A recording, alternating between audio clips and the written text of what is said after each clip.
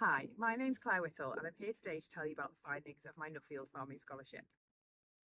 As global food systems have become more industrialised, the livestock industry has come under increasing scrutiny for both its ethical and its environmental impacts. And as a veterinary surgeon, I have had increasing concerns over the health and welfare of animals within these systems. The drive for ever higher yields at lower costs means animals are often pushed to their limits, both physiologically and psychologically, in the name of efficiency and progress. In intensive systems where land degradation, river contamination, poor air quality, and a heavy reliance on fossil fuels are considered normal, regenerative agriculture offers an alternative. For me, it means farming as close to nature as possible, and in nature, both ruminants and poultry form part of a functioning ecosystem. So can regenerative agriculture actually improve the health and welfare of livestock? Well, thanks to the kind sponsorship of McDonald's UK and Ireland, I travelled to the USA and Australia to investigate. However, due to COVID-19, the start of my travels actually began in the UK. Meeting Claire Hill of FAI Farms in Oxford was a real highlight for me. As vets, we are taught to try and identify the root cause of problems, but only ever within the confines of the management system itself.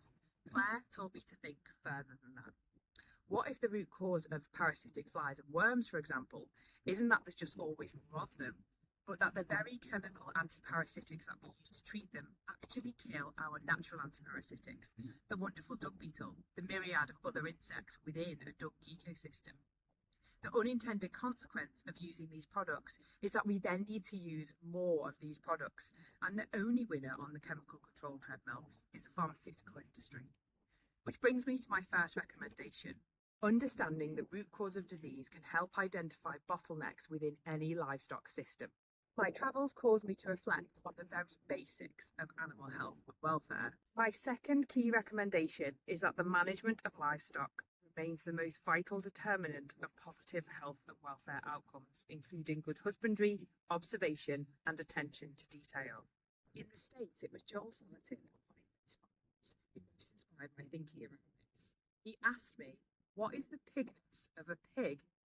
For a pig, the ability to root or wallow is crucial, and seeing Joel's pigs in woodland made me question why we ever decided to farm them any other way.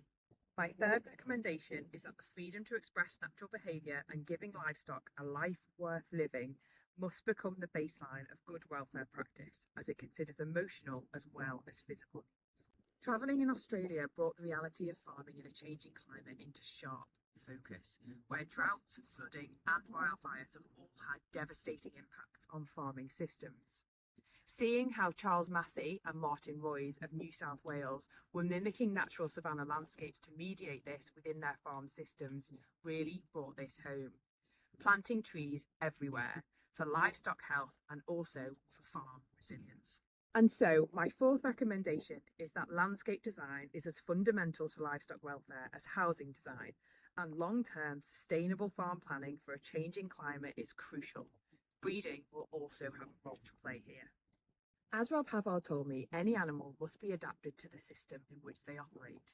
His breeding programme focuses on well-structured, robust animals that are problem-free.